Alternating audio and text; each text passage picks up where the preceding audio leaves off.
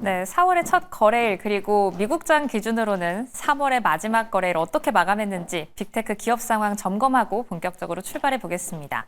화면에 나와 있는 것처럼 빨간불, 파란불 정말 엇갈리고 있는데요. 그 안에서도 올라준 기업은 단 두 기업뿐입니다. 애플과 알파벳. 이 중에서도 애플의 상승세가 조금 두드러지죠. 1%대 마감을 했지만 장중에는 2% 정도 상승하는 폭을 보여주면서 애플은 왜 이렇게 계속 오르나라는 궁금증을 자아내기도 했습니다. 이 궁금증 잠시 뒤 브리핑 통해 풀어보도록 할게요. 그럼 다음 장 통해서 간밤 이슈들 함께 체크해 보시죠.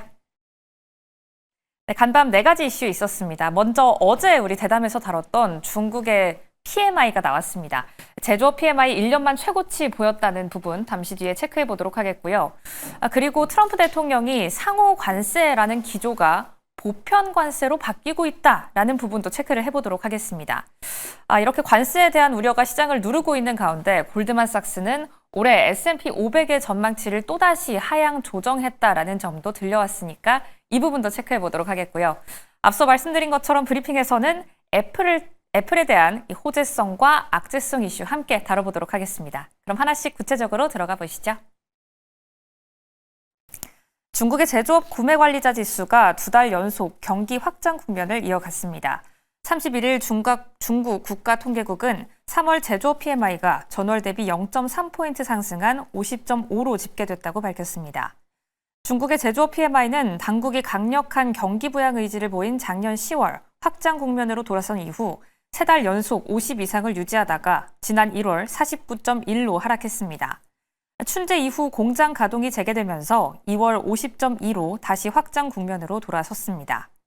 중국 경제 책임자는 인프라 지출이 다시 증가하고 있으며 미국의 관세 불과에도 불구하고 수출은 탄력성을 유지하고 있다라고 말하면서도 서비스 부문의 약세와 또 불리한 기저 효과로 1분기 경제가 작년 4분기보다 느린 성장을 보인다고 말했습니다. 두 번째 소식 확인하시죠. 백악관이 미국을 공정하게 대하지 않는 모든 나라가 관세 부과 대상이 될 것이라고 경고했습니다. 캐롤라인 레빗 백악관 대변인은 현지 시간 31일 미국인을 불공정하게 대해온 나라는 수요일 관세를 기대해야 할 것이라고 말했습니다. 이날 발언은 오는 2일 트럼프 대통령의 상호 관세 발효를 앞두고 나왔는데요. 농부들을 위한 관세에 예외가 있냐는 질문에 현재로서는 예외가 없다고 했지만 관세 전쟁에 피해가 집중될 농가 지원을 검토 중이라는 소식이 추가적으로 들려왔습니다. 지난 주말 트럼프 대통령은 이번 주 발효되는 상호 관세에 모든 나라가 포함될 것이라고 설명했는데요. 이에 상호 관세에서 보편 관세로 기조가 바뀌는 것이 아니냐는 분석이 나오고 있습니다. 세 번째 소식 확인하시죠.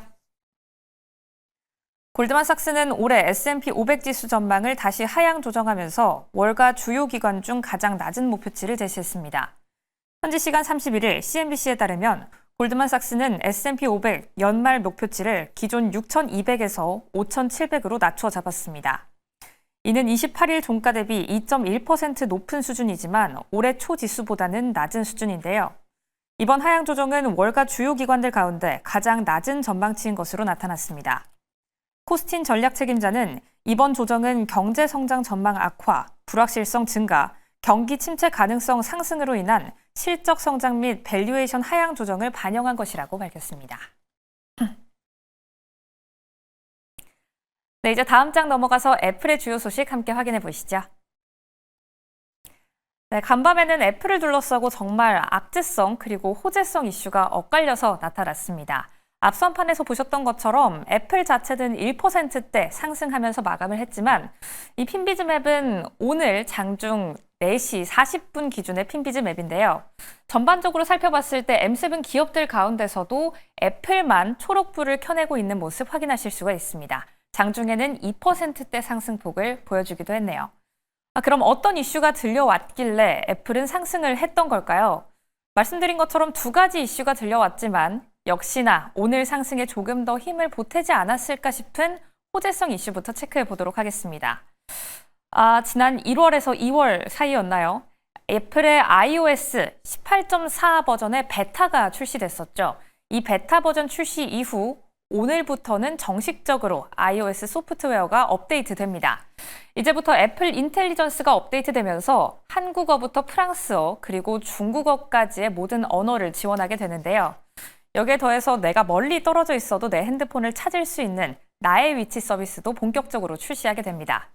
이런 소식에 주가는 상승세를 입었던 걸까요? 1%대 1.08% 상승한 모습 확인하실 수가 있는데요. 하지만 이와 동시에 악재성 소식도 한 가지 쏟아졌습니다. 바로 프랑스 당국이 애플에 대해서 2,300억 원대 과징금을 부과하기로 했다라는 결정적인 소식이 들려왔기 때문입니다. 프랑스 당국은 애플의 ATT, 이게 이름으로만 들으면 좀 어려운데요. 앱 추적 투명성 기능입니다. 지난 2021년부터 애플이 도입하기로 했는데 이게 프랑스의 공정경제법을 위반한다라는 혐의 때문에 과징금을 부과하기로 했습니다. 구체적으로 어떤 내용을 포함하고 있을까요? 애플은 이 ATT 기능을 포함함으로써 사용자들이 어떤 앱을 설치할 때 개인 정보 추적에 대해서 사전적으로 동의해야 합니다. 내가 이 앱을 사용할 때 이 앱이 내 개인 정보를 가져가도록 둘 것이냐에 대해서 동의할 것인지 미동의할 것인지를 체크해야 한다라는 건데요. 당연히 내가 이걸 사용할 때 내 개인정보가 빠져나간다면 조금 거리감이 들고 불안감이 들 수밖에 없겠죠. 때문에 사용자들은 계속해서 줄곧 미동의의 체크를 해왔습니다. 문제가 된 건 이 미동의의 체크를 함으로써 광고주들이 약간 피해를 받게 됐다라는 부분입니다. 사용자들이 앱을 사용하는 동안 자신의 개인정보가 노출이 되면 광고주들은 그 개인정보를 기반으로 이 사용자들이 어떤 광고에 관심을 가질 것인지를 역추정해서 맞춤형 광고를 제공하게 되는데요. 이 타깃 광고의 성과가 저하되게 됐다라는 부분을 프랑스 당국은 문제로 꼬집고 있습니다.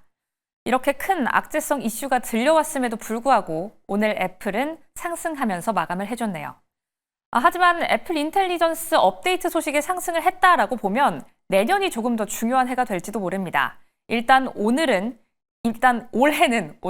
올해는 시리 AI 기능을 업데이트하지 않을 것이다라고 공식적으로 밝혔기 때문인데요. 과연 시리의 업데이트, 내년이 될 것이다라는 언급을 내놨는데 내년에는 어떤 흐름으로 흘러갈 것인지 저희와 함께 지켜보시죠. 이렇게 애플의 종목단 흐름 살펴봤습니다.